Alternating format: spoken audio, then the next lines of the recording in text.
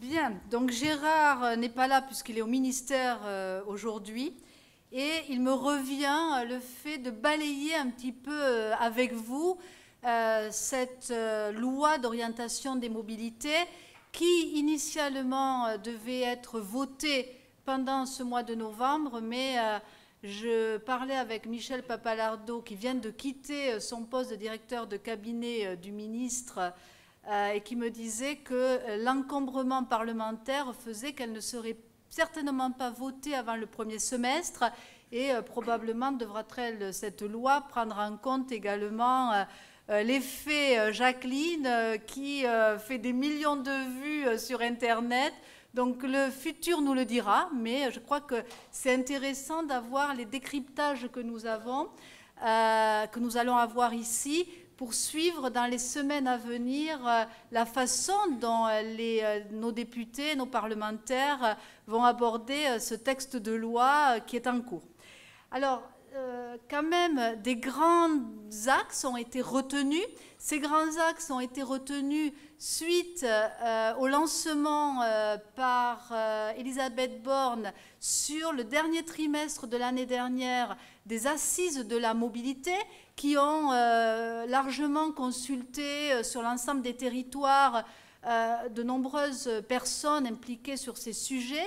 Et finalement, donc voilà, là, je partageais avec vous la lettre de François de Rugy, mais j'en ai parlé, qui finalement vont fabriquer des chapitres qu'on va balayer. On va les balayer à notre manière 5T, c'est-à-dire en regardant quels exemples viennent déjà, en amont de cette loi, travailler sur ces sujets qui finalement correspondent à des besoins qui sont identifiés par nous tous. Alors rappelons quand même que cette loi s'inscrit évidemment dans la continuité des accords de Paris, dans le cadre des accords climat qui a été mis en place par Nicolas Hulot en septembre 2017. Vous allez me dire, bon, entre-temps, d'ailleurs c'était la veille des universités, la démission de Nicolas Hulot est passée par là, mais il n'empêche que la France doit, et j'espère saura, garder cette longueur d'avance en matière de réflexion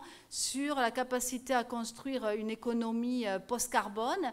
Et du coup, évidemment, il y a plusieurs enjeux, puisque ces axes se fabriquent.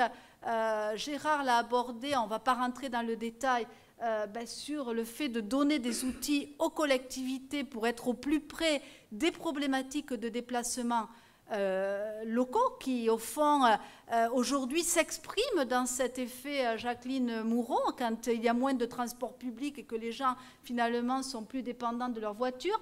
Développer les mobilités actives et partagées. Évidemment, des objectifs ambitieux. Le développement des véhicules propres, donc Gérard nous l'a rappelé aussi.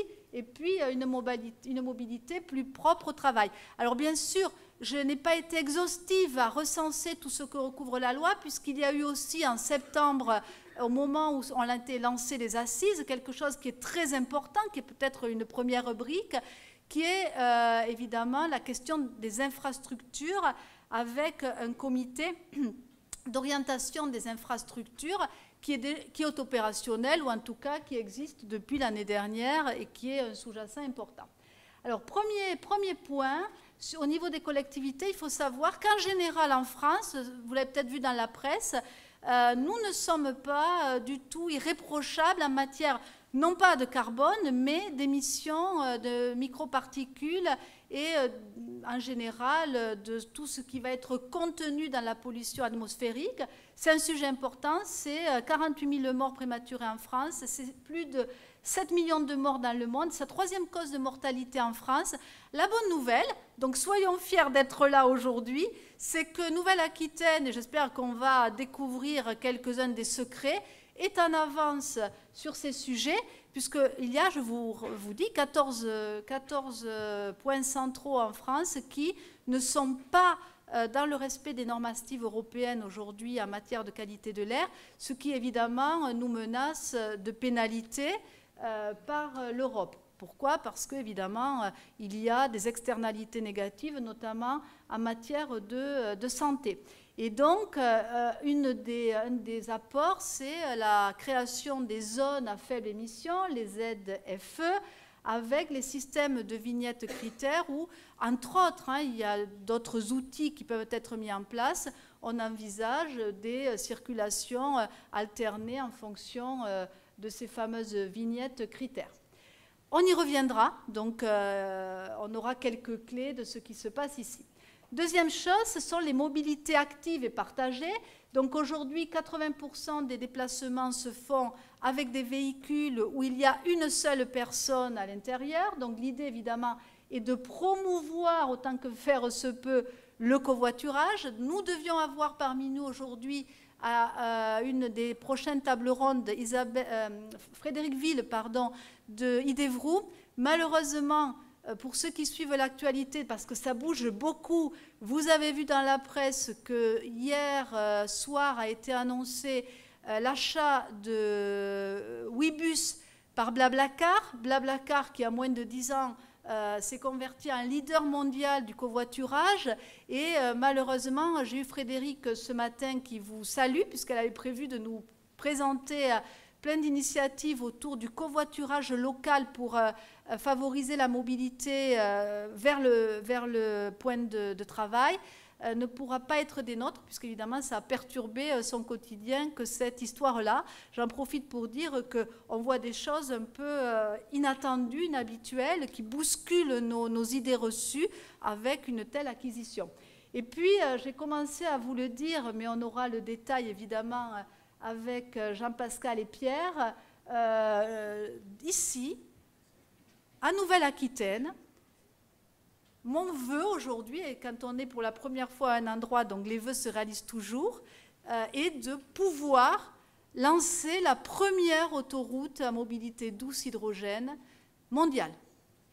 Et on va organiser un petit défi, c'est-à-dire qu'il y aura un Biarritz-La Rochelle, puisque les vélos sont fabriqués par Pierre Forté Pragma Industrie à Biarritz, entreprise locale, et jusqu'à La Rochelle, avec un petit stop au milieu dans la forêt landaise. Pour chaque kilomètre parcouru, un arbre sera planté avant les universités l'année prochaine. Donc vous êtes tous invités. C'est 300 km, 60 km par jour, avec un vélo hydrogène qui est vraiment top. Voilà, c'est aussi tout ça qu'on va mettre ensemble. Mais je laisserai Pierre et Jean-Pascal vous en dire davantage. Mais c'est un projet qui me tient énormément à cœur.